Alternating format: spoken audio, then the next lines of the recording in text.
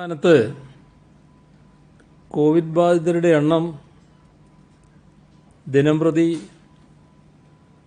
വർദ്ധിച്ചു വരുന്നൊരു സാഹചര്യമാണുള്ളത്. ഇന്ന് 141 പേർക്കാണ് കോവിഡ് ബാധ സ്ഥിരീകരിച്ചത്. ഇന്നലെ അത് 138 കഴിഞ്ഞ ഒരു 5 ദിവസത്തെ കണക്കെടുത്താൽ വെള്ളി 118, ശനി 127, ഞായർ 133 ഈ തരത്തിലാണ് ഉള്ളത്. അപ്പോൾ ഇതിൻ്റെ മറ്റൊരു പ്രത്യേകത എല്ലാ ദിവസവും 100-ൽ കൂടുതലാണ്. ഇന്നൊരു മരണവുമുണ്ടായി. കൊല്ലം മയ്യനാട് സ്വദേശി വസന്തകുമാറാണ് മരിച്ചത്. അദ്ദേഹം ഡൽഹിയിൽ നിന്നും എത്തിയതായിരുന്നു. അദ്ദേഹത്തിൻ്റെ മരണത്തിൽ അനുശോചനം രേഖപ്പെടുത്തുന്നു. ഇപ്പോൾ സ്ഥിതി രൂക്ഷമാവുന്നു എന്നത് നാം കാണേണ്ടതുണ്ട്. ഇതോടൊപ്പം രോഗലക്ഷണങ്ങളില്ലാതെ രോഗബാധിതരാകുന്ന ചില കേസുകളുണ്ട്. ഉറവിടം കണ്ടെത്താനാവാത്ത ചില കേസുകളും ഉണ്ടായിട്ടുണ്ട്. ഇന്ന് 60 പേരാണ് രോഗമുക്തി നേടിയത്. ഇന്നത്തെ രോഗം ബാധിച്ചവരിൽ 79 പേർ വിദേശത്തു നിന്ന് വന്നവരാണ്. മറ്റ് സംസ്ഥാനങ്ങളിൽ നിന്ന് 52 പേർ. സമ്പർക്കം 9 പേര്. Health worker 1.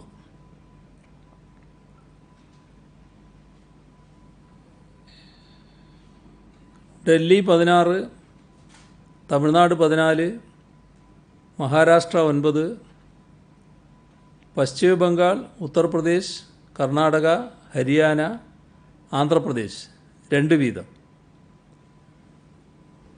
മധ്യപ്രദേശ്, മേഘാലയ, ഹിമാചൽ പ്രദേശ് 1 വീതം.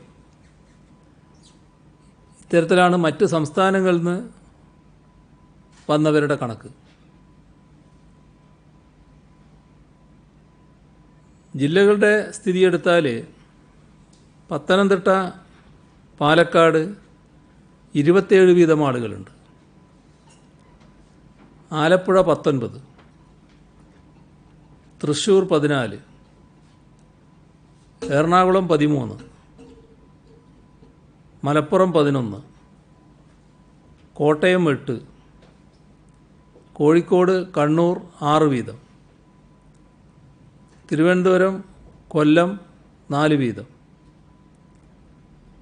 വയനാട് 2. ഇതാണ് പോസിറ്റീവായവരുടെ ജില്ല തിരിച്ചുള്ള കണക്ക്. നെഗറ്റീവായവരുടെ ജില്ല തിരിച്ചുള്ളത് മലപ്പുറം 15, കോട്ടയം 12, തൃശ്ശൂർ 10, എറണാകുളം 6, പത്തനംതിട്ട 6, കൊല്ലം 4, തിരുവനന്തപുരം 3, വയനാട് 3, കണ്ണൂർ 1. 4473 സാമ്പിളുകളാണ് ഇന്ന് പരിശോധിച്ചത്. ഇതുവരെ 3451 പേർക്കാണ് സംസ്ഥാനത്ത് രോഗം സ്ഥിരീകരിച്ചത്. ഇപ്പോൾ ചികിത്സയിലുള്ളത് 1620 പേരാണ്. 1,50,196 പേരാണ് നിരീക്ഷണത്തിലുള്ളത്. 2206 പേരാണ് ആശുപത്രികളിൽ. ഇന്ന് 275 പേരെ ആശുപത്രിയിൽ പ്രവേശിപ്പിച്ചു. ഇതുവരെ 1,44,649 സാമ്പിളുകളാണ് പരിശോധനയ്ക്ക് അയച്ചത്. 3,661 സാമ്പിളുകളുടെ പരിശോധനാ ഫലം വരാനുണ്ട്. ഇതുവരെ സെന്റിനൽ സർവൈലൻസിൻ്റെ ഭാഗമായി മുൻഗണനാ വിഭാഗത്തിൽപ്പെട്ട 39,518 സാമ്പിളുകളാണ് ശേഖരിച്ചത്. അതിൽ 38,551 നെഗറ്റീവായി. ഹോട്ട്സ്പോട്ടുകളുടെ എണ്ണം 111ആയി. 100-ൽ കൂടുതൽ രോഗികൾ ചികിത്സയിലുള്ളത് മലപ്പുറം 201, പാലക്കാട് 154, കൊല്ലം 150, എറണാകുളം 127, പത്തനംതിട്ട 126, കണ്ണൂർ 120, തൃശ്ശൂർ 113, കോഴിക്കോട് 107, കാസർഗോഡ് 102. ഇത്രയും ജില്ലകളാണ്. മെയ് 4 ശേഷം റിപ്പോർട്ട് ചെയ്ത 2,811 കേസുകളിൽ 2,545 പേർ മറ്റ് രാജ്യങ്ങളിൽ നിന്നോ സംസ്ഥാനങ്ങളിൽ നിന്നോ വന്നവരാണ്. ജൂൺ 15 മുതൽ 22 വരെയുള്ള വിവരങ്ങൾ വിശകലനം ചെയ്താൽ ആകെ രോഗികളിൽ 95% പുറത്തു നിന്ന് കേരളത്തിൽ വന്നവരാണ്. തിരുവനന്തപുരം ജില്ലയിൽ ഒരു കുടുംബത്തിലെ 4 പേർക്കുൾപ്പെടെ 8 പേർക്ക് സമ്പർക്കത്തിലൂടെ രോഗബാധയുണ്ടായി. കാസർഗോഡ്, കോഴിക്കോട് ജില്ലകളിൽ കഴിഞ്ഞ ഒരാഴ്ചയായി ആർക്കും സമ്പർക്കത്തിലൂടെ രോഗം ബാധിച്ചിട്ടില്ല. രോഗലക്ഷണങ്ങൾ പ്രകടമല്ലാത്ത അസിംറ്റമാറ്റിക് കേസുകൾ പലയിടത്തായി ഉണ്ടാകുന്നുണ്ട്. വിദഗ്ധർ പറയുന്നത് അതിൽ വലുതായി ആശങ്കപ്പെടേണ്ടതില്ല എന്നാണ്. കോവിഡ് പകർച്ചവ്യാധിയുടെ കാര്യത്തിൽ ലോകത്തെല്ലായിടത്തും 60% കേസുകളിലും രോഗലക്ഷണങ്ങൾ വളരെ ലഘുവോ അപ്രത്യക്ഷമോ ആണ്. 20% കേസുകളിൽ ലക്ഷണങ്ങൾ മിതമായ രീതിയിൽ കാണുന്നു. തീവ്രമായ തോതിൽ ലക്ഷണങ്ങൾ കാണിക്കുന്നത് ബാക്കി വരുന്ന 20% ആളുകളിലാണ്. അവരിൽ 5%-ൽ താഴെ പേരെയാണ് ICUവിൽ അഡ്മിറ്റ് ചെയ്യേണ്ടി വരുന്നത്. രോഗലക്ഷണങ്ങൾ പുറത്ത് കാണിക്കാത്തവരിൽ നിന്ന് രോഗപകർച്ചയ്ക്കുള്ള സാധ്യത താരതമ്യേന കുറവാണ് എന്നും പറയുന്നുണ്ട്. നമ്മുടെ സംസ്ഥാനത്ത് ഇത് സാരമായ ചില പ്രശ്നങ്ങൾ സൃഷ്ടിക്കാനിടയുണ്ട്. നാം ഇപ്പോൾ വീടിന് പുറത്തിറങ്ങുമ്പോഴാണ് മാസ്ക് ധരിക്കുന്നതും ശാരീരിക അകലം പാലിക്കുന്നതും. വീടുകളിൽ സാധാരണ പോലെയാണ്. അപ്പോൾ ഒരു കാര്യം, വൈറസ് ബാധിച്ച് രോഗലക്ഷണമില്ല, അങ്ങനെയുള്ളവർ വീട്ടിനകത്ത് പ്രായം ചെന്നവരിലേക്കും കുഞ്ഞുങ്ങളിലേക്കും രോഗം പടർത്താൻ സാധ്യതയുണ്ട്. ഇത് ഗൗരവമായി കാണണം. അപ്പോൾ പൊതുസ്ഥലങ്ങളിൽ ഉള്ളതുപോലെ തന്നെയുള്ള കരുതൽ വീട്ടിനകത്തും കുടുംബാംഗങ്ങളോട് ഇടപഴകുമ്പോഴും വേണ്ടതുണ്ട്. അതിലേറ്റവും പ്രത്യേകതയുള്ളത് വയോധികരും കുഞ്ഞുങ്ങളുമായി ഇടപെടുമ്പോഴാണ്. നമ്മളിൽ ആരും രോഗബാധിതരായേക്കാം എന്ന ധാരണയോടെയാണ് ഇടപെടേണ്ടത് എന്നർത്ഥം. ഇതിനേക്കാൾ കൂടുതൽ ഗൗരവതരമായ പ്രശ്നമാണ് രോഗത്തിൻ്റെ ഉറവിടം കണ്ടെത്താൻ പറ്റാത്ത കേസുകൾ. അത്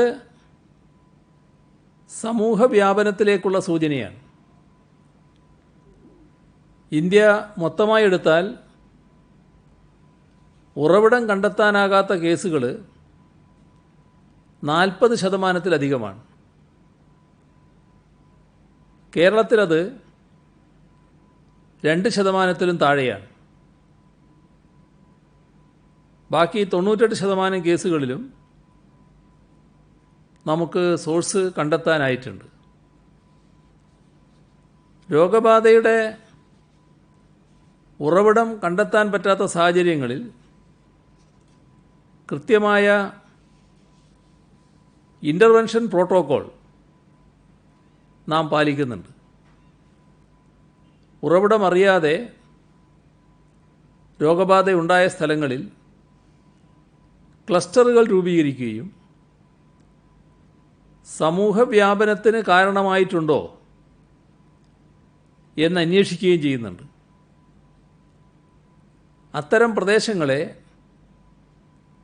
കണ്ടെയ്ൻമെൻറ്റ് സോണുകളായി തിരിച്ച് സുരക്ഷാ നടപടികൾ സ്വീകരിക്കുന്നു. ഈ നടപടികളുടെ ഫലമായി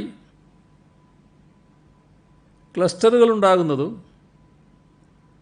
അതുവഴി സമൂഹവ്യാപനം സംഭവിക്കുന്നതും തടയാൻ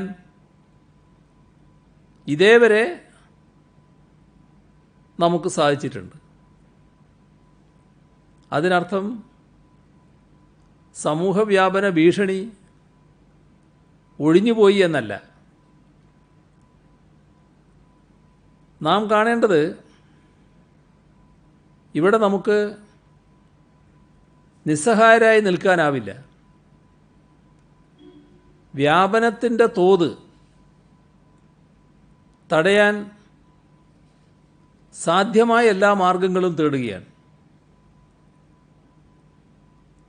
അതിൻ്റെ ഭാഗമായാണ് വിദേശ രാജ്യങ്ങളിൽ നിന്ന് വരുന്ന ആളുകളെ ടെസ്റ്റ് നടത്തി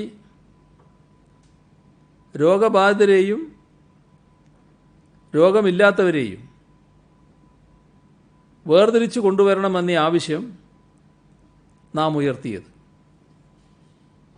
പ്രധാനമന്ത്രിക്കുൾപ്പെടെ ഈ ആവശ്യം ഉന്നയിച്ച് സംസ്ഥാനം കത്തുകൾ എഴുതിയിരുന്നു. വിദേശ മന്ത്രാലയത്തിനും തുടർച്ചയായി കത്തെഴുതി. അതിൻ്റെ അടിസ്ഥാനത്തിൽ ഗൾഫ് രാജ്യങ്ങളിൽ വിമാനയാത്രികരെ ടെസ്റ്റ് ചെയ്യുന്നതുമായി ബന്ധപ്പെട്ട് വിദേശ മന്ത്രാലയം വിവിധ രാജ്യങ്ങളിലെ മിഷനുകളുമായി ബന്ധപ്പെട്ടിരുന്നു. അതിൻ്റെ വിശദാംശങ്ങൾ വിദേശ മന്ത്രാലയം സംസ്ഥാന ചീഫ് സെക്രട്ടറിയെ അറിയിച്ചിട്ടുണ്ട്. UAE ആണ് റാപ്പിഡ് ആൻറ്റിബോഡി ടെസ്റ്റ് നടത്തുന്നത്. ഖത്തറിൽ കഴിഞ്ഞ ദിവസം ഇവിടെ പറഞ്ഞതുപോലെ ഒരു പ്രത്യേക മൊബൈൽ ആപ്പ് ഉപയോഗിക്കുന്നുണ്ട്. ഈ ആപ്പിൽ ഗ്രീൻ സ്റ്റാറ്റസ് ഉള്ളവരെ മാത്രമേ യാത്ര ചെയ്യാൻ അനുവദിക്കൂ. കുവൈറ്റിൽ 2 ടെർമിനലുകളിൽ മാത്രമാണ് ഇപ്പോൾ ടെസ്റ്റ് ഉള്ളത്. അത് അവിടുത്തെ എയർലൈൻ കമ്പനികളുടെ ആവശ്യാനുസരണം കൂടുതൽ ടെർമിനലുകളിലേക്ക് വ്യാപിപ്പിക്കാനാവും എന്നാണ് വിദേശ മന്ത്രാലയം അറിയിക്കുന്നത്. ടെസ്റ്റ് ഒന്നിന് ഏതാണ്ട് 1000 രൂപയാണ് ചെലവ് വരിക. ഒമാനിൽ RT-PCR ടെസ്റ്റുകൾ മാത്രമാണുള്ളത്. സ്വകാര്യ ആശുപത്രികളെ എംബസി സമീപിച്ചിട്ടുണ്ട്. എന്നാൽ ജൂൺ 25-ന് ഇത് പ്രാവർത്തികമാക്കാൻ ബുദ്ധിമുട്ടുണ്ട് എന്നാണ് അറിയിച്ചിട്ടുള്ളത്. സൗദിയിലും റാപ്പിഡ് ആൻറ്റിബോഡി ടെസ്റ്റ് ചില സ്വകാര്യ ആശുപത്രികൾ നടത്തുന്നു.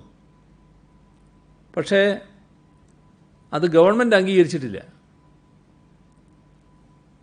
ബെർലിനിൽ ഇതിന് പ്രയാസമുണ്ട് എന്നാണ് വിദേശ മന്ത്രാലയം അറിയിച്ചത്.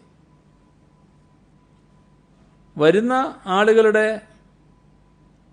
സുരക്ഷയിൽ നമുക്ക് വിട്ടുവീഴ്ച ചെയ്യാനാവില്ല. തിരിച്ചു വരാൻ ആഗ്രഹിക്കുന്ന മുഴുവൻ പേരെയും നാട്ടിലെത്തിക്കാൻ സർക്കാർ പ്രതിജ്ഞാബദ്ധമാണ്. ഇപ്പോൾ നാം പറഞ്ഞിട്ടുള്ളത് ജൂൺ 25 മുതൽ ചാർട്ടേഡ് ഫ്ലൈറ്റുകളും സ്വകാര്യ ഫ്ലൈറ്റുകളും വരുമ്പോൾ യാത്രക്കാർ ടെസ്റ്റ് ചെയ്തിരിക്കണമെന്നാണ്. യാത്രക്കിടയിൽ രോഗപ്പകർച്ച ഉണ്ടാകാൻ പാടില്ല. ഈ പശ്ചാത്തലത്തിൽ പ്രവാസികൾക്ക് പ്രയാസമില്ലാത്ത രീതിയിൽ എന്ത് ചെയ്യാനാകും എന്ന് കേന്ദ്ര ഗവൺമെൻറ്റുമായി ആലോചിക്കുകയാണ്. ഇക്കാര്യത്തിൽ ഉടനെ തന്നെ തീരുമാനമുണ്ടാകുമെന്നാണ് പ്രതീക്ഷിക്കുന്നത്. സംസ്ഥാനത്ത് ഇതുവരെ റുട്ടീൻ സാമ്പിൾ,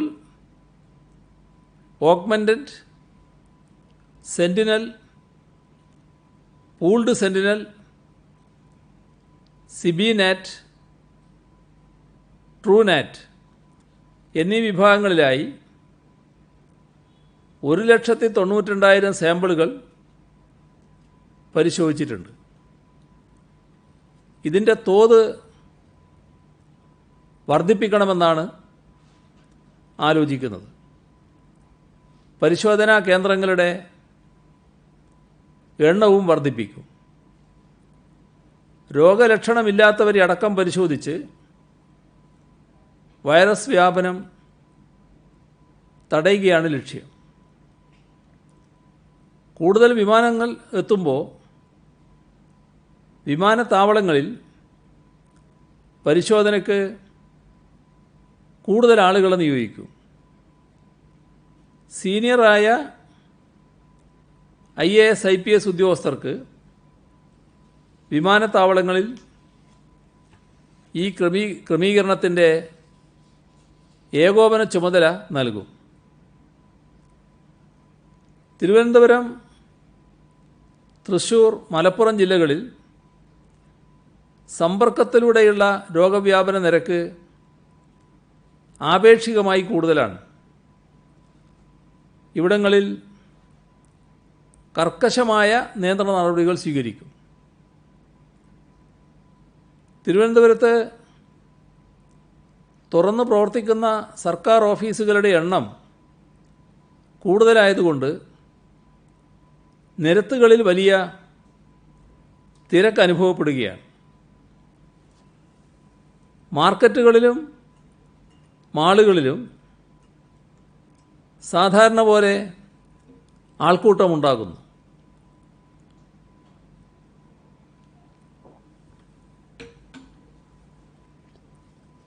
കോവിഡ് ബാധിച്ച് അഭിനയിക്കാൻ പോയ ആളുകളും ഇവിടെ തന്നെയാണ്. പനിയുണ്ടായിട്ടും ചുറ്റിക്കറങ്ങി എന്നാണ് പറയുന്നത്. ഇതൊക്കെ നാം അറിയാതെ നമുക്ക് ചുറ്റും രോഗം സഞ്ചരിക്കുന്നു എന്നതിൻ്റെ തെളിവാണ്. നഗരത്തിൽ ശക്തമായ നിയന്ത്രണ നടപടികൾക്ക് നിർദ്ദേശം നൽകിയിട്ടുണ്ട്. ഓഫീസുകളിലെ പൊതുജന സന്ദർശനങ്ങൾ ഒഴിവാക്കുക തന്നെ വേണം. ഇത് വില്ലേജ് ഓഫീസ് മുതൽ സെക്രട്ടേറിയറ്റ് വരെ ബാധകമാണ്. രോഗം ബാധിക്കാതിരിക്കാൻ ഏറ്റവും കൂടുതൽ ശ്രദ്ധ വേണ്ടത് അവരവരുടെ ഭാഗത്തു നിന്ന് തന്നെയാണ്. ഓരോരുത്തരും അവരവരുടെ സംരക്ഷകരാവണം. പ്രതിരോധമാണ് പ്രധാനം. ബ്രേക്ക് ദ ചെയിൻ എന്നതിന് നിയന്ത്രണത്തിൻ്റെ ചങ്ങല പൊട്ടിച്ചെറിയുക എന്നല്ല അർത്ഥം. രോഗവ്യാപനത്തിൻ്റെ ചങ്ങല കണ്ണികളാണ് പൊട്ടിച്ചെറിയേണ്ടത്. ആരോഗ്യ പ്രവർത്തകരുടെ ക്ഷാമമുണ്ടാകാതിരിക്കാൻ നടപടിയെടുക്കും. അവസാന വർഷ മെഡിക്കൽ വിദ്യാർത്ഥികൾക്ക് ക്ലിനിക്കൽ പോസ്റ്റിംഗ് കൊടുക്കും. ലോക്ക്ഡൗണിൽ ഇളവ് വരുത്തിയപ്പോൾ ബ്യൂട്ടി പാർലറുകളൊക്കെ തുറന്നിട്ടുണ്ട്. എന്നാൽ ആരോഗ്യ സുരക്ഷാ മാനദണ്ഡങ്ങൾ പല സ്ഥാപനങ്ങളിലും പാലിക്കുന്നില്ല എന്ന റിപ്പോർട്ടാണുള്ളത്.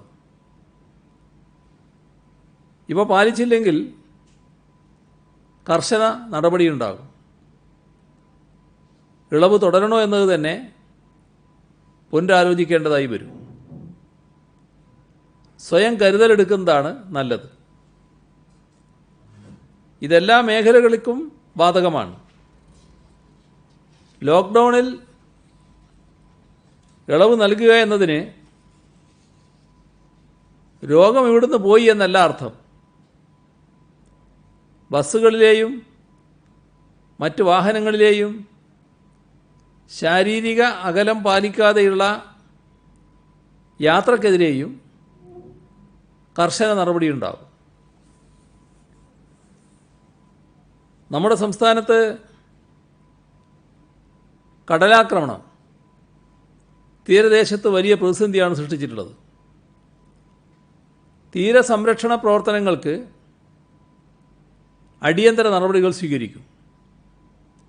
ഇതിനായി 408 കോടി രൂപയുടെ പദ്ധതികൾക്ക് അംഗീകാരം നൽകിയിട്ടുണ്ട്. കിഫ്ബിയിൽ നിന്ന് 396 കോടി രൂപ ചെലവഴിക്കും. ഫിഷറീസ് വകുപ്പ് വഴി 82 കോടി രൂപ, ജലവിഭവ വകുപ്പിൻ്റെ 6 കോടി രൂപ ഇതാണ് ചെലവഴിക്കാൻ ഉദ്ദേശിക്കുന്നത്. കോവിഡ് ലോക്ക്ഡൗൺ പശ്ചാത്തലത്തിൽ ടെൻഡർ വിളിച്ച് കരാർ വച്ച പദ്ധതികളടക്കം വൈകുകയാണ്. സമയബന്ധിതമായി പൂർത്തിയാക്കാൻ പ്രയാസമുണ്ടാകുന്നു. ഈ പശ്ചാത്തലത്തിൽ മൺസൂൺ കാലത്തെ തീരദേശ സംരക്ഷണത്തിനുള്ള അടിയന്തര ഇടപെടലിനായി 10 ജില്ലകളിലെ കലക്ടർമാർക്ക് 2 കോടി രൂപ വീതം അനുവദിക്കും. ഈ അടിയന്തര സഹായം ഉടനെ കൈമാറും. കോവിഡ്-19 മഹാമാരി സൃഷ്ടിക്കുന്ന പ്രതിസന്ധികൾക്കിടയിലും ജനങ്ങളുടെ ഭക്ഷ്യസുരക്ഷ ഉറപ്പുവരുത്താൻ സർക്കാർ ശ്രദ്ധാപൂർവം നിരന്തരം ഇടപെട്ടുകൊണ്ടിരിക്കുകയാണ്. നിരവധി പദ്ധതികൾ ഇതിനോടകം നടപ്പാക്കി. അംഗനവാടി കുട്ടികൾക്ക് പോഷകാഹാരങ്ങൾ വീട്ടിലെത്തിച്ചു നൽകി. ലോക്ക്ഡൗൺ കാലയളവിൽ റേഷൻ കടകളിലൂടെ ഭക്ഷ്യവിതരണം ഉറപ്പുവരുത്താൻ സാധിച്ചു. കടകളിൽ വരാൻ ബുദ്ധിമുട്ടുള്ളവർക്ക് വീടുകളിൽ ഭക്ഷ്യവസ്തുക്കൾ എത്തിച്ചു. ഇതിനു പുറമെ സൗജന്യ ഭക്ഷ്യക്കിറ്റുകളും വിതരണം ചെയ്തു. ഇതിൻ്റെയെല്ലാം തുടർച്ചയായി ഉച്ചഭക്ഷണ പദ്ധതിയിൽ ഉൾപ്പെട്ട കുട്ടികൾക്ക് ഭക്ഷ്യക്കിറ്റ് നൽകുന്ന പദ്ധതിയും നടപ്പാക്കാൻ പോവുകയാണ്. പ്രീ പ്രൈമറി മുതൽ 8ാം ക്ലാസ് വരെയുള്ള കുട്ടികൾക്ക് അരിയും പലവ്യഞ്ജനവും അടങ്ങിയ കിറ്റുകൾ വിതരണം ചെയ്യും. ചെറുപയർ, കടല, തുവരപ്പരിപ്പ്, പഞ്ചസാര, കറി പൗഡറുകൾ, ആട്ട, ഉപ്പ്, ഇത്തരത്തിൽ 9 ഇനങ്ങളാണ് അരിക്ക് പുറമേ നൽകുന്നത്. സർക്കാർ എയ്ഡഡ് വിദ്യാലയങ്ങളിലെ 26 ലക്ഷം വിദ്യാർത്ഥികൾക്ക് ഈ പദ്ധതിയുടെ പ്രയോജനം ലഭിക്കും. 81,37,00,000 രൂപ ഇതിനായി വകയിരുത്തി. ജൂലൈ ആദ്യവാരത്തോടെ കിറ്റുകൾ വിതരണം ചെയ്യും. ഓൺലൈൻ പഠനത്തിന് ആവശ്യമായ സാങ്കേതിക സൗകര്യങ്ങളില്ലാത്ത കുട്ടികളുണ്ട്. ആ കുട്ടികൾക്ക് സ്റ്റുഡൻറ് പോലീസ് കാഡറ്റ് പദ്ധതിയുടെ ആഭിമുഖ്യത്തിൽ എല്ലാ ജില്ലകളിലുമായി 1311 ടിവിയും 123 സ്മാർട്ട് ഫോണുകളും വിതരണം ചെയ്തു. 48 ലാപ്ടോപ്പുകളും 146 കേബിൾ കണക്ഷനും നൽകിയിട്ടുണ്ട്. ഏറ്റവും കൂടുതൽ ടി വി വിതരണം ചെയ്തത് കണ്ണൂരിലാണ്, 176 എണ്ണം. ഏറ്റവും കൂടുതൽ സ്മാർട്ട് ഫോൺ നൽകിയത് കൊച്ചി സിറ്റിയിലാണ്, 40 എണ്ണം. സ്പോൺസർമാരുടെയും താൽപ്പര്യമുള്ള മറ്റ് വ്യക്തികളുടെയും സഹായത്തോടെയാണ് ഇവ സംഭരിച്ച് നൽകിയത്. കോവിഡ് പ്രതിരോധത്തിന് പോലീസ് വളണ്ടിയർമാർ നൽകുന്ന സംഭാവന മാനിച്ച് എല്ലാ ജില്ലകളിലും അവരെ ആദരിക്കും. അപ്രിസിയേഷൻ സർട്ടിഫിക്കറ്റ് നൽകും. റോട്ടറി പോലീസ് എൻഗേജ്മെൻറ്റ് എന്ന പേരിൽ പോലീസ് വളണ്ടിയർമാർക്ക് ധരിക്കാനായി ജാക്കറ്റുകൾ നൽകുന്ന പദ്ധതിയുമായി കേരളത്തിലെ റോട്ടറി ക്ലബ്ബുകൾ മുന്നോട്ട് വന്നിട്ടുണ്ട്. മാസ്ക് ധരിക്കാത്ത 4320 സംഭവങ്ങൾ സംസ്ഥാനത്ത് ഇന്ന് റിപ്പോർട്ട് ചെയ്തിട്ടുണ്ട്. ക്വാറന്റൈൻ ലംഘിച്ച 10 പേർക്കെതിരെ ഇന്ന് കേസ് രജിസ്റ്റർ ചെയ്തു. ദുരിതാശ്വാസ നിധിയിലേക്ക് സംഭാവനകൾ സ്ഥാപനങ്ങളും വ്യക്തികളും നൽകുന്നുണ്ട്. പുന്നപ്ര വടക്ക് ഗ്രാമപഞ്ചായത്ത് 10 ലക്ഷം രൂപ, വിരമിച്ച എയ്ഡഡ് കോളേജ് അധ്യാപകരുടെ കൂട്ടായ്മ സാന്ത്വം 2ാം ഗഡു 15,25,000 രൂപ, കുമ്പളം ഗ്രാമപഞ്ചായത്ത് 5 ലക്ഷം, വാട്ടർ അതോറിറ്റി കരാർ തൊഴിലാളി യൂണിയൻ CITU 2,55,820 രൂപ, bank of India pensioners and retirees association Kerala 2,10,000 രൂപ, CPIM കുന്നിക്കോട് ലോക്കൽ കമ്മിറ്റി 2,03,450 രൂപ, Kerala real estate regulatory authority അംഗം പ്രീത P. മേനോൻ 1,01,786 രൂപ, ചാത്തന്നൂർ MES കോളേജിലെ SFI യൂണിറ്റ് 1,66,182 രൂപ, union bank retired officers association 1,37,000 രൂപ, ESI പെൻഷനേഴ്സ് അസോസിയേഷൻ 1,00,000 രൂപ. Kerala building and other construction workers welfare board employees union 1,50,000 രൂപ. Kannur government medical കോളേജിലെ ഫാർമസി കോളേജ് പൂർവ്വ വിദ്യാർത്ഥി സംഘടന 1,01,000 രൂപ. House surgeons association Tripunithura government Ayurveda college 1,00,000 രൂപ. ഇത്രയാണ് ഇന്ന് പങ്കുവെക്കാനുള്ള വിവരങ്ങൾ.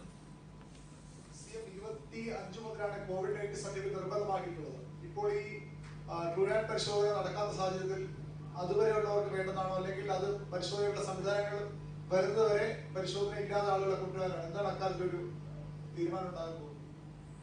ഇതിൽ ഞാൻ പറഞ്ഞല്ലോ, കേന്ദ്ര ഗവൺമെൻറ് കൃത്യമായി വിവരങ്ങൾ നൽകിയിട്ടുണ്ട്. അതോടുകൂടി അവസാനിക്കുകയല്ല, തുറന്ന് ചർച്ചകൾ നടക്കുകയാണ്. അതിൻ്റെ ഭാഗമായി തീരുമാനമെടുക്കും. അപ്പോൾ അറിയിക്കാം എന്താണെന്നുള്ളത്.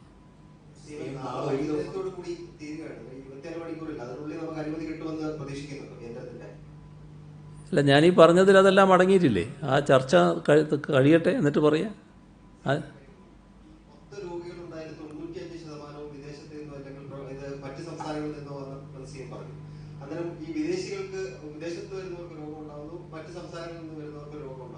പ്രവാസികൾക്ക് മാത്രമായിട്ട് ഒരു നിയന്ത്രണത്തിന്റെ കാര്യമാണ്. കാരണം മഹാരാഷ്ട്ര, ചെന്നൈ അടക്കമുള്ള ആൾക്കാരിൽ കൂടുതൽ രോഗികളുണ്ടാകും. അവർക്ക് കൂടി ഒരു സർട്ടിഫിക്കറ്റ് നിർബന്ധമാക്കുന്നുണ്ട്. അല്ല, അവർ നമ്മുടെ രാജ്യത്തിൻ്റെ അകത്ത് നിന്ന് ഇങ്ങോട്ട് പല മാർഗ്ഗങ്ങളിലൂടെ വരികയാണ്. അപ്പോൾ അവർ രോഗമില്ലാത്തവർ വരിക എന്നുള്ളതിനാണ് നമ്മളെപ്പോഴും താല്പര്യപ്പെടുന്നത്. പക്ഷേ അവർക്ക് വിവിധ മാർഗ്ഗങ്ങളിലൂടെ വരാൻ കഴിയും. നമ്മൾ എത്ര വിചാരിച്ചാലും ചില മാർഗ്ഗങ്ങളിലൂടെ അവർക്ക് എത്താൻ പറ്റും. ഈ പ്രവാസി പ്രശ്നം വീണ്ടും പ്രതിപക്ഷം സജീവമായി സമരത്തിലേക്ക് വന്നിട്ടുണ്ട്. അവർ പറയുന്ന അപ്രായോഗികമായ നിർദ്ദേശങ്ങൾ മുന്നോട്ട് വരികയാണ്. നേരത്തെ നമ്മൾ ട്രൂനായിട്ട് പറഞ്ഞു, ഇപ്പൊ പല രാജ്യങ്ങളും അതില്ല എന്ന് പറയുന്നു. ഇപ്പൊ അടുത്ത രീതിയിലേക്ക് പോകുന്നു. ഇത് വേണ്ട എന്നുള്ള രീതിയിൽ തീരുമാനിച്ചു. അതിന്റെ അടിസ്ഥാനത്തിലാണ് ഈ ചില നിർദ്ദേശങ്ങൾ മുന്നോട്ട് വയ്ക്കുന്നതെന്നാണ് പ്രതിപക്ഷ നേതാവ് ഉൾപ്പെടെയുള്ള കോൺഗ്രസ് നേതാക്കളൊക്കെ പറയുന്നത്. അവർ സമരത്തിലേക്കും നീങ്ങി കഴിഞ്ഞു. ഞങ്ങൾ ആവർത്തിച്ച് പറയുന്നൊരു കാര്യമുണ്ടല്ലോ, അവർ എല്ലാവരും വരുമെന്നുള്ളത്. ആ വരാനുള്ള നടപടികളാണല്ലോ എടുത്തുകൊണ്ടിരിക്കുന്നത്. വരുമ്പോൾ ചില ക്രമീകരണങ്ങൾ ഉണ്ടാക്കണമെന്ന് മാത്രം. അതിനുള്ള ചർച്ചകളാണ് നടന്നുകൊണ്ടിരിക്കുന്നത്. മറ്റത് പ്രത്യേകമായി ആളുകളെ തെറ്റിദ്ധരിപ്പിക്കാൻ ഉന്നയിക്കുന്ന വാദഗതികൾ മാത്രമാണ്. കേന്ദ്ര സർക്കാർ ഈ നെഗറ്റീവ് സർട്ടിഫിക്കറ്റ് നിർബന്ധം പറയുന്നില്ല. സംസ്ഥാന സർക്കാർ നിർബന്ധം പറഞ്ഞ കാരണങ്ങൾ നേരത്തെ പറഞ്ഞാണ്. ഈ പ്രത്യേക സാഹചര്യത്തിൽ ഈ അനുമതി കിട്ടാനുള്ള ഒരു പ്രശ്നത്തിന്റെ സാഹചര്യത്തിൽ നമ്മൾ തീരുമാനം മാറ്റി സർട്ടിഫിക്കറ്റ് വേണ്ട നിലപാടിലേക്ക് പോകുന്നുണ്ടോ? രണ്ടാമത്തെ കാര്യം, പോസിറ്റീവ് രോഗികളെ മാത്രം കൊണ്ടുവരുന്ന പ്രത്യേക വിമാനം ഏർപ്പാടാക്കുന്നത് സംബന്ധിച്ച് തീരുമാനങ്ങളുണ്ട്. അല്ല, അതൊരു വേറൊരു വഴി മാത്രമാണ്. സാധാരണ നിലക്ക് രോഗികൾ യാത്ര ചെയ്യാൻ താല്പര്യപ്പെടില്ലല്ലോ, അവിടെ ചികിത്സിക്കാനല്ലേ നോക്കുക. അങ്ങനെ വരാൻ താല്പര്യപ്പെടുന്നവരുണ്ടെങ്കിൽ അത് മറ്റ് രോഗമില്ലാത്തവരുടെ കൂടെയാകരുതെന്നാണ് നമ്മൾ പറഞ്ഞ കാര്യം. അതും മറ്റതുമായിട്ട് കൂട്ടിക്കലർത്തേണ്ടതായിട്ടില്ല. ഈ തിരുവനന്തപുരത്തടക്കം രോഗബാധ കൂടുകയാണ്. സർക്കാർ ഓഫീസുകളിൽ ഗർഭിണികൾക്ക് ജോലി ചെയ്യുന്ന കാര്യത്തിൽ ഒരു ഉത്തരവിറക്കി. 7 മാസത്തിന് മുകളിൽ ഗർഭാവസ്ഥയിലുള്ളവരാണ് സർക്കാർ ഓഫീസിലേക്ക് വരണം എന്ന് പറയുന്നത്. കേന്ദ്ര സർക്കാരാണെങ്കിൽ പ്രഗ്നന്റ് മാത്രമേ പറയുന്നുള്ളൂ. ഇപ്പൊ 7 മാസത്തിന് മുമ്പുള്ള 5 മാസം 6 മാസമുള്ള ഗർഭിണികൾ ജോലിക്ക് എത്തണമെന്നാണോ? അത് രോഗം ബാധിക്കാനുള്ള സാധ്യത ഉണ്ടാവില്ല. രോഗം ബാധിക്കുക എന്ന് പറയുന്നത് എല്ലാവർക്കും ബാധിക്കാൻ സാധ്യതയുള്ളതാണല്ലോ. അതിനുള്ള ക്രമീകരണങ്ങളാണ് നമ്മൾ കഴിയാവുന്നത്ര ഉറപ്പുവരുത്താൻ നോക്കുന്നത്, വരാതിരിക്കാനുള്ള ക്രമീകരണങ്ങൾ. ഈ പറയുന്ന പ്രത്യേക പ്രശ്നം ഏതെങ്കിലും തരത്തിൽ ബാധിക്കുന്നുണ്ടെങ്കിൽ നമുക്കതിൻ്റെ വിദഗ്ധ സമിതിയുമായി പരിശോധിക്കാം. ഈ ടെസ്റ്റുമായി ബന്ധപ്പെട്ട് ഒരു ആശയക്കുഴപ്പത്തിലുള്ളത് ഇപ്പോൾ ടെസ്റ്റിന് സമയമുള്ള തീരുമാനമെടുക്കാൻ, പക്ഷേ ടെസ്റ്റ് വേണമെന്ന നിലപാടിൽ സംസ്ഥാന സർക്കാർ ഉറച്ചു നിൽക്കുകയും ചെയ്യുന്നു. അപ്പൊ ഇക്കാര്യത്തിൽ ഉടൻ ഒരു ആ തീരുമാനത്തിൽ പിന്നോട്ട് പോകാൻ എന്തെങ്കിലും സാധ്യതയുണ്ടോ ഈ കേന്ദ്രത്തിൽ നിർദ്ദേശം വരുമ്പോൾ? കേന്ദ്ര ഗവൺമെൻറ് ഇപ്പോൾ വ്യക്തമാക്കിയതിൽ ഒരു കാര്യം വ്യക്തമായല്ലോ. ഇപ്പോൾ എല്ലാവരും പറഞ്ഞിരുന്നത് കുവൈറ്റ് എന്ന് പറയുന്ന രാജ്യത്ത് യാതൊരു ടെസ്റ്റ് നടക്കില്ല എന്നാണല്ലോ. ഇപ്പോൾ കേന്ദ്ര ഗവൺമെൻറ് പറഞ്ഞത് കേട്ടില്ലേ? കുവൈറ്റിൽ ടെസ്റ്റ് നടക്കുന്നുണ്ട്, അവിടെയുള്ളവർക്ക് മാത്രമാണ്. അത് മറ്റ് എയർലൈൻസുകളുടെ അപേക്ഷയുണ്ടായാൽ അവർക്കൊന്നും നൽകാൻ അവർ സന്നദ്ധമാണ് എന്ന് പറഞ്ഞില്ലേ? അപ്പോൾ നല്ല രീതിയിൽ കാര്യങ്ങൾ പുരോഗമിക്കുന്നുണ്ട്. നമുക്ക് നോക്കാം ചർച്ചയുടെ ഫലം എന്താണെന്നുള്ളത്. മാത്രം മതിയോ പരിശോധനാ സർട്ടിഫിക്കറ്റ്, അതോ മറ്റ് രാജ്യങ്ങളിൽ നിന്ന്, യൂറോപ്പിലൊക്കെയുള്ള സ്ഥലങ്ങളിൽ നിന്ന് വരുന്നവർക്ക് സർട്ടിഫിക്കറ്റ് നിർബന്ധമാണ്? മറ്റ് രാജ്യങ്ങളിൽ നിന്ന് വരുന്നവർ സാധാരണഗതിയിൽ ഇത്തരം ഒരു നിലപാട് സ്വീകരിക്കണം. അത് തന്നെയാണ് ഞങ്ങൾ പറഞ്ഞിട്ടുള്ളത്. മിഷനിൽ വന്ദേ ഭാരത് മിഷനിൽ നിന്ന് അമേരിക്കയിൽ നിന്നുള്ള വിമാനങ്ങൾ ഇപ്പോൾ അവരെ ഒഴിവാക്കിയിരിക്കുകയാണ്. നേരത്തെ ഈ ജൂലൈ 1-നും 8-നൊക്കെ ചിക്കാഗോയിൽ നിന്നൊക്കെ കൊച്ചിയിലേക്ക് വിമാനം ചാർട്ട് ചെയ്തിരുന്നതാണ്. ഇപ്പോൾ അത് കേന്ദ്ര സർക്കാർ അമേരിക്ക അങ്ങനെ അനുമതി നൽകുന്നില്ലെന്ന് പിന്മാറിയിരിക്കുകയാണ്. ധാരാളം ആളുകൾ അവിടെ നിന്ന് ടിക്കറ്റ് ബുക്ക് ചെയ്തവർക്കും മറ്റും ഇപ്പോൾ എന്ത് ചെയ്യണമെന്ന് അറിയാത്തൊരു ആശങ്കയിലാണ്. അപ്പോൾ അക്കാര്യത്തിൽ എന്തെങ്കിലും ഇടപെടൽ നടത്താൻ കഴിയുമോ? ഇത് നേരത്തെ ഇടപെട്ട കാര്യമാണല്ലോ. നേരത്തെ ഇന്ത്യ ഗവൺമെൻറ് മറ്റ് പ്രധാന നഗരങ്ങളിൽ വിമാനം നേരിട്ട് കൊണ്ടുവരുമ്പോൾ നമ്മൾ അവരോട് ആവശ്യപ്പെട്ടതാണ് അതങ്ങനെ വരുന്ന വിമാനം അത് ഇവിടത്തേക്ക് കൂടി നീട്ടണമെന്നുള്ളത്. നമ്മുടെ കേരളത്തിലെ ഏതെങ്കിലും ഒരു വിമാനത്താവളത്തിലേക്ക് അത്തരം വിമാനങ്ങൾ ഇപ്പോൾ ബോംബെയോ ബാംഗ്ലൂരോ അങ്ങനെ ഏതെങ്കിലും പ്രധാന സിറ്റികളിലേക്ക് വരുന്ന വിമാനങ്ങൾ ഇങ്ങോട്ടേക്ക് നീട്ടണമെന്ന് ആവശ്യപ്പെട്ടുകൊണ്ട് നേരത്തെ കത്തയച്ച വിവരം ഞാൻ തന്നെ പറഞ്ഞതാണല്ലോ. അത് സംസ്ഥാന ഗവൺമെൻറ് ആവശ്യം ഉന്നയിച്ചുകൊണ്ടേയിരിക്കുകയാണ്. ഒഴിവാക്കുന്നു. ഈ വന്ദേ ഭാരത് മിഷനുമായി ബന്ധപ്പെട്ടുള്ള കാര്യമാണ്. ഒന്നും കേട്ടില്ല. വന്ദേ ഭാരത് മിഷനിൽ നിന്നും അമേരിക്കയിൽ നിന്നുള്ള വിമാനങ്ങൾ ഒഴിവാക്കുന്നു. അപ്പം അവിടെ അതേപറ്റിയാണ് ഇപ്പോൾ ചോദിച്ചത്. അതെ, അതിന് തന്നെയാണ് ഞാൻ പറയുന്നത്. ഇന്ത്യ ഗവൺമെൻറ് ഇപ്പോൾ വിമാനങ്ങളെ കൊണ്ടുവരുന്ന കാര്യത്തിൽ മറ്റ് രാജ്യങ്ങളിൽ നിന്ന് വരുമ്പോൾ ബോംബെ ബാംഗ്ലൂർ മുതലായ നഗരങ്ങളിലേക്ക് വരുന്നുണ്ട്. ആ വിമാനങ്ങൾ കേരളത്തിലേക്ക് കൂടി എക്സ്റ്റെൻഡ് ചെയ്യുന്ന തരത്തിൽ അവരുടെ പ്രോഗ്രാം ഷെഡ്യൂൾ ചെയ്താൽ അതിനകത്ത് മലയാളികളായിട്ടുള്ളവർക്ക് വരാൻ സൗകര്യമാകും. അതാണ് നമ്മൾ നേരത്തെ ആവശ്യപ്പെട്ടത്. ആ കാര്യമാണ് ഞാൻ നേരത്തെ വ്യക്തമാക്കിയത്. സിഎം ആദ്യം പറഞ്ഞപ്പോൾ ഈ മറ്റ് സംസ്ഥാനങ്ങളിൽ വരുന്നവരുടെ കണക്ക് പറഞ്ഞു. ഇപ്പൊ 52 പേര് ഇതര സംസ്ഥാനത്ത് വന്നവരുടെ ഓരോ സംസ്ഥാനം തിരിച്ച് സിഎം പറഞ്ഞിരുന്നു. ഇതുപോലെ ഇപ്പൊ തമിഴ്നാട് അവരുടെ കണക്ക് പറയുമ്പോൾ അവർ പ്രഖ്യാപിക്കുമ്പോൾ കേരളത്തിൽ നിന്നും അവിടേക്ക് ചെന്ന 60 പേർക്ക് കോവിഡ് സ്ഥിരീകരിച്ചായിട്ട് തമിഴ്നാട് ഒഫീഷ്യലായിട്ട് പ്രഖ്യാപിക്കുന്നുണ്ട്. പക്ഷെ നമ്മളത് ഇതുവരെയും ഇവിടെ പറഞ്ഞു കാണുന്നില്ല. ഞങ്ങൾക്കതിനെപ്പറ്റി കൃത്യമായ വിവരമില്ല, അതുകൊണ്ടാണ് പറയാത്തത്.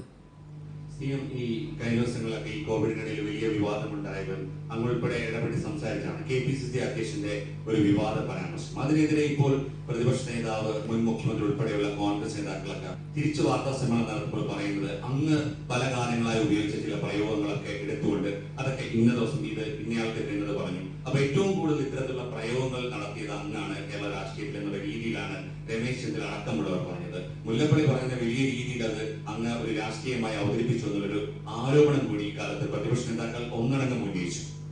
മുല്ലപ്പള്ളി പറഞ്ഞതിനോട് എന്താണ് നില എന്നുള്ളത് വ്യക്തമാക്കേണ്ടത്. അത് കോൺഗ്രസിൻ്റെ തന്നെ ശുദ്ധ വാക്കുകളാണെന്നല്ലേ പ്രതിപക്ഷ നേതാവ് പറഞ്ഞത്. കോൺഗ്രസിൻ്റെ വാക്കുകൾ അദ്ദേഹം പറഞ്ഞു എന്നാണല്ലോ പറഞ്ഞത്. കോൺഗ്രസ് ആ രീതിയിൽ എത്തിയെന്നാണോ നമ്മൾ മനസ്സിലാക്കേണ്ടത്? ഈ തരത്തിൽ അവമാനകരമായ വാക്കുകൾ ഉപയോഗിക്കുന്ന അവസ്ഥയിലേക്ക് അതല്ലേ ആലോചിക്കേണ്ട കാര്യം. ചോദിച്ചത് അങ്ങ് പണ്ട് ഉപയോഗിച്ച അതിനെല്ലാം അന്നേ ഞാൻ മറുപടി പറഞ്ഞിട്ടുണ്ട്.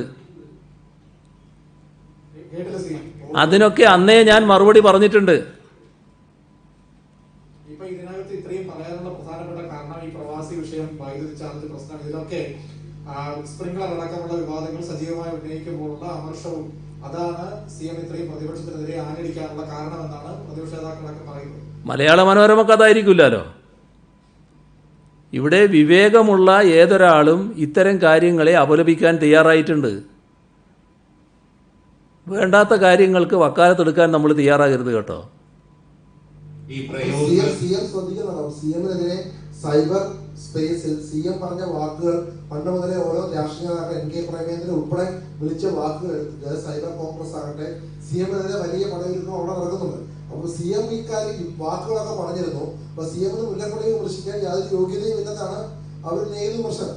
ഞാൻ ഉന്നയിച്ച കാര്യം എന്താ? ഈ നാടാകെ ഒന്നിച്ചൊരു പോരാട്ടം നടത്തുന്നു. ആ ഒന്നിച്ച് നടത്തുന്ന പോരാട്ടം നമ്മുടെ നാടിൻ്റെ ഒരു ദുരന്തത്തിനെതിരായിട്ടാണ്. ജനങ്ങളാകെ ഒന്നിച്ച് പോരാടുന്നു. ആ പോരാട്ടത്തിന് നേതൃത്വം കൊടുക്കുന്ന ഒരു മന്ത്രിയെ അതിൽ നിന്ന് വേർതിരിച്ച് നിർത്തി ആക്ഷേപിക്കുന്ന ഹീനമായ പദപ്രയോഗങ്ങൾ ഉപയോഗിച്ച് ആക്ഷേപിക്കുന്ന നില വന്നു. അങ്ങേയറ്റം അപഹസിക്കുന്ന നില വന്നു. എന്താണ് അതിൻ്റെ ഉദ്ദേശം? അതിനെയാണ് ഞാൻ വിമർശിച്ചത്. അതാണോ മറ്റുള്ളതുമായിട്ട് ബന്ധപ്പെടുത്തി പറയാനുള്ളത്? നേരത്തെയുള്ള പദപ്രയോഗങ്ങൾ ഇതും തമ്മിൽ താരതമ്യം ചെയ്യാൻ പറ്റാത്ത രീതിയിൽ അത്രയും മോശമാണല്ലോ. എങ്ങനെ? നേരത്തെ പറഞ്ഞ പദപ്രയോഗങ്ങളും ഇതും തമ്മിൽ താരതമ്യം ചെയ്യാൻ പറ്റാത്ത രീതിയിലാണ്. ഈ ഒരു സമയമായതുകൊണ്ടാണ് ഈ പ്രശ്നം. അങ്ങനെയാണോ?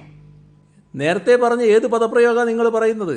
ഇവിടെ മുല്ലപ്പള്ളി രാമചന്ദ്രൻ എന്ന KPCCയുടെ പ്രസിഡന്റ് KPCC പ്രസിഡന്റ് സ്ഥാനത്ത് ഇരുന്നു കൊണ്ട് പറഞ്ഞ കാര്യങ്ങൾ അത്യന്തം ഹീനമായ കാര്യമാണെന്ന് നമ്മുടെ നാട്ടിലെ ചിന്തിക്കുന്നവരെല്ലാം പറയുന്നു. അതിൽ ഞാൻ ഉറച്ചു നിൽക്കുന്നു എന്ന് അദ്ദേഹം പറയുന്നു. അതിനുശേഷം KPCC പ്രസിഡന്റിൻ്റെ വാക്കുകൾ കോൺഗ്രസിൻ്റെ വാക്കുകളാണ് എന്ന് പ്രതിപക്ഷ നേതാവ് പറയുന്നു. അതാണ് കോൺഗ്രസിൻ്റെ വാക്കുകൾ എന്ന രീതിയിൽ പറയുന്നു. അതിനെയാണോ നമ്മൾ അംഗീകരിക്കേണ്ടത്? അതല്ലേ കാണേണ്ടത്? സിനിമയുടെ ഒരു ചരിത്ര സിനിമയുമായി ബന്ധപ്പെട്ട് ചില കോലാഹലങ്ങൾ നടക്കുന്ന ശ്രദ്ധയപ്പെട്ടുണ്ട്. വാര്യംകുന്നത്ത് കുഞ്ഞഹമ്മദ് ഹാജിയുടെ ചരിത്ര സിനിമയാക്കാൻ ഒരുങ്ങുമ്പോൾ അതിനെതിരെ ഹിന്ദു ഐക്യവേദി അടക്കമുള്ള ആളുകൾ രംഗത്ത് വന്നു. അങ്ങോട്ടും ഇങ്ങോട്ടുള്ള പലതരത്തിലുള്ള പോർവിളികളും മറ്റും നവമാധ്യമങ്ങളിലൂടെ മറ്റും നടക്കുന്നു. ഇത് എന്താണ് CMന്റെ അഭിപ്രായം? ശ്രദ്ധയപ്പെട്ടതാണോ? വാര്യംകുന്നത്ത് കുഞ്ഞഹമ്മദ് ഹാജി എന്ന് പറയുന്നത് നമ്മുടെ നാട്ടിൽ ധീരമായ രീതിയിൽ ബ്രിട്ടീഷ് സാമ്രാജ്യത്തിനെതിരെ പടപൊരുതിയ ഒരു പടനായകനാണ്. അത് ഈ വിവാദം എൻ്റെ ശ്രദ്ധയിലില്ല, പക്ഷേ അതൊരു പടനായകനാണ് എന്ന് നമ്മൾ ഓർക്കണം. അദ്ദേഹത്തെ ആദരിച്ചുകൊണ്ട് തന്നെയാണ് കേരളം എല്ലാ കാലത്തും പോയിട്ടുള്ളത്. അതിനകത്ത് വേറെ വർഗീയ ചിന്തയുടെ ഭാഗമായിട്ട് എന്തെങ്കിലും വരുന്നുണ്ടോ എന്നുള്ളത് എനിക്കറിയില്ല. അപ്പോൾ നമുക്ക് ഈ കോവിഡിന്റെ ഈ ഒരു നേരത്തെ പ്രതിപക്ഷത്തിന്റെ ഒരു ആരോപണം കൂടി അവർ ഉന്നയിക്കുന്നത് ഈ കോവിഡിൽ രാഷ്ട്രീയം കലർത്തുന്നത് സർക്കാരാണ്. ഇപ്പൊ പല അന്ന് നേരത്തെ പറയേണ്ട ചില സമരങ്ങളിൽ തിക്കി UDF നേതാക്കൾ വന്നു. അതിന്റെ ഒരു മറുപടി പ്രതിപക്ഷ നേതാവ് പറയുന്നത് കുഞ്ഞനന്ദന്റെ സംസ്കാര ചടങ്ങിൽ 2000-ഓളം പേർ പങ്കെടുത്തു, അതിനെ അപലപിച്ചില്ല, അതിൽ കേസ് ഉണ്ടാവില്ല. ഇതിലൊക്കെ ഈ കോവിഡ് കാലത്തെ കേസുകൾക്കൊക്കെ തന്നെ പ്രതിപക്ഷ നേതാക്കൾക്കെതിരെ മാത്രമാണ്, അവരുടെ പാർട്ടിക്കെതിരെ മാത്രമാണ് എന്നൊരു ആക്ഷേപം കൂടി അവർ ഉന്നയിക്കുന്നത്. അതിപ്പോൾ ഇന്നലെയോ മെനയാന്നോ മറ്റോ ഒരു ഫാദർ കിണറ്റിൽ വീണ് മരിച്ചില്ലേ? അപ്പോൾ അവിടെ ധാരാളം ആളുകൾ ചെന്ന് ചാടുന്ന നിലയുണ്ടായല്ലോ, ചെന്ന് കാണുന്ന നിലയുണ്ടായല്ലോ. ഇത്തരം ഘട്ടങ്ങളിൽ ആളുകൾ കൂടാതിരിക്കുക എന്നുള്ളത് വളരെ പ്രധാനമാണ്. പക്ഷേ നമ്മുടെ നാടിൻ്റെ ഒരു സംസ്കാരമനുസരിച്ച്, നേരത്തെയുള്ള ശീലമനുസരിച്ച് മരണപ്പെട്ടു എന്നൊക്കെ കേട്ടാൽ എല്ലാവരും അവിടെ ഓടിയെത്തുന്നൊരു നിലയുണ്ട്. കഴിയാവുന്നത്ര ഒഴിഞ്ഞു നിൽക്കാൻ ശ്രമിക്കുക എന്നുള്ളത് പൊതു അഭ്യർത്ഥനയായിട്ട് എല്ലാ കാലത്തും നമ്മൾ പറയുന്നതാണ്. അതും ഇതും ഒന്നാണോ? നിങ്ങളൊരു മരണസ്ഥലത്ത് പോയിട്ടുള്ള ഒരു സംഭവത്തെ ഈ നേതാക്കന്മാരായിട്ടുള്ളവർ ഇങ്ങനെ തിക്കി നിങ്ങളുടെ മുമ്പിൽ പ്രത്യക്ഷപ്പെടുന്നത് അതാണോ അനുകരണീയമായ മാതൃക? അതല്ലേ ഒഴിവാക്കേണ്ടത്? ഈ സ്പ്രിംഗ്ലർ, പമ്പെന്ന മണലെടുപ്പ് തുടങ്ങി ഈ കോവിഡ് കാലത്ത് സർക്കാർ കൊള്ള നടത്തുന്നുവെന്നും അതിനെല്ലാം തടയിട്ടത് പ്രതിപക്ഷമാണെന്നും കഴിഞ്ഞ ദിവസങ്ങളിൽ പ്രതിപക്ഷ നേതാവ് പറഞ്ഞു. ഇതിലെന്തെങ്കിലും വാസ്തവമുണ്ടോ? ഇതെല്ലാം എത്രയോ തവണ പറഞ്ഞ കാര്യങ്ങൾ നിങ്ങൾക്ക് പിന്നെയും അത് ചർച്ച ചെയ്യണം എന്ന് എന്തുകൊണ്ടാണ് തോന്നുന്നത് എനിക്ക് മനസ്സിലാകുന്നില്ല. ഇവിടെ നാം കാണേണ്ടത് സ്പ്രിംഗ്ലർ എന്ന് പറയുന്ന ഏർപ്പാടുകൾ വന്നത് നമ്മുടെ നാട്ടിൽ ഒരു മഹാദുരന്തത്തെ നേരിടാൻ ആവശ്യമായ ഡാറ്റാ ശേഖരണം വേണം. അത് കൃത്യമായി നടപ്പാക്കാൻ പറ്റണം. നമ്മൾ എവിടത്തേക്ക് പോകുന്നു എന്നുള്ളതാണ്. അതിനു വേണ്ടിയുള്ള തയ്യാറെടുപ്പാണ്. ആ തയ്യാറെടുപ്പിൻ്റെ ഭാഗമായാണ് കാര്യങ്ങൾ നടന്നത്. അതാണ് നമ്മൾ വേർതിരിച്ചറിയേണ്ടത്. പമ്പയിലെ മണലെന്ന് പറയുന്നത് അവിടെ നിന്ന് എടുക്കേണ്ടതാണ് എന്ന് എല്ലാ കാലത്തും ചിന്തിച്ചുകൊണ്ടിരിക്കുന്ന കാര്യമാണ്. അതിൻ്റെ ഭാഗമാണ് അവിടെ മണലെടുത്തുകൊണ്ടിരിക്കുന്നത്.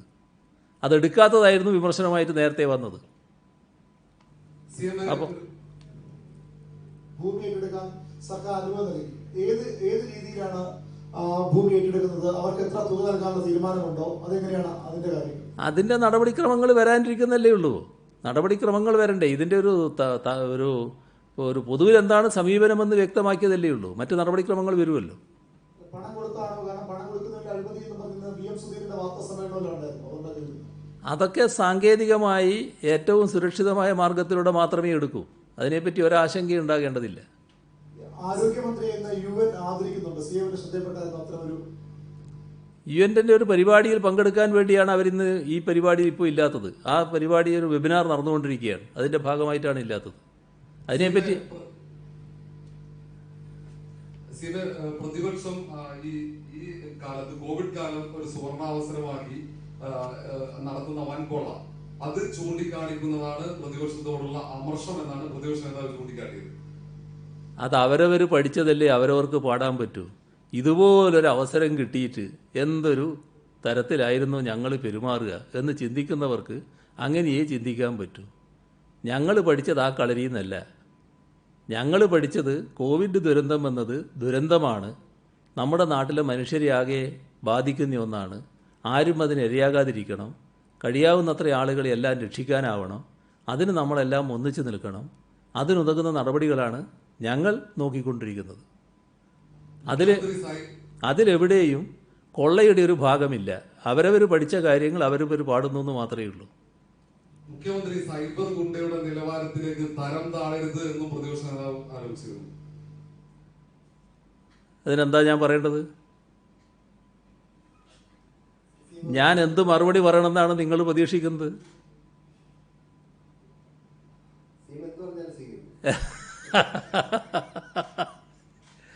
അതൊക്കെയാണ് ഞാൻ പറഞ്ഞത്. അതൊക്കെ പറയുന്ന ആളുകൾ ചിന്തിച്ചോളുക എന്നുള്ളത് മാത്രമേ ഉള്ളൂ. നിങ്ങളും ആലോചിക്കണം എന്തൊക്കെ പറയണം എന്നുള്ളത്. ശരി, നമുക്കിവിടെ നിർത്താം. Subscribe to our channel by clicking the subscribe button. Click the bell button and enjoy the latest uploads from our channel.